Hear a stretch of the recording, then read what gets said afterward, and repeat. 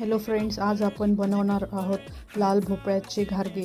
चवीला खूप छान लागतात। तुम्ही नक्की ट्राय करून बघा। त्यासाठी मी आज सुरुवातीला भोपळ्याचे साले काढून छोट्या पीसेसमध्ये कट करून घेतले आहे। नंतर कुकरच्या भांड्यामध्ये लाल भोपळा, 1 वाटी गूळ आणि थोडंसं पाणी टाकून कुकरचे 3 शिट्ट्या करून घेतल्या आहे। गार झाल्यावर त्याला स्मॅशरच्या साहाय्याने बारीक करून घेतले। नंतर 1 मोठी वाटी गव्हाचं पीठ, भोपळ्याचं मिश्रण, बारीक रवा, तांदळाचं पीठ, बडीशोपची पूड, वेलची पूड, चवीनुसार मीठ घालून एक घट्टसा गोळा बनवून घेतला आहे। थोड्या वेळ तो भिजत ठेवला। कढईमध्ये तेल घालून कणकेच्या छान अशा एक एक करून पुऱ्या लाटून घेतल्या आहेत। तेल गरम झाल्यावर मीडियम फ्लेमवर सर्व पुऱ्या तळून घेतल्या आहे आणि छान पैकी आपल्या रेडी आहे भोपळ्याचे घारगे। रेसिपी आवडली असल्यास माझ्या चॅनलला नक्की सबस्क्राईब करा। थँक्यू।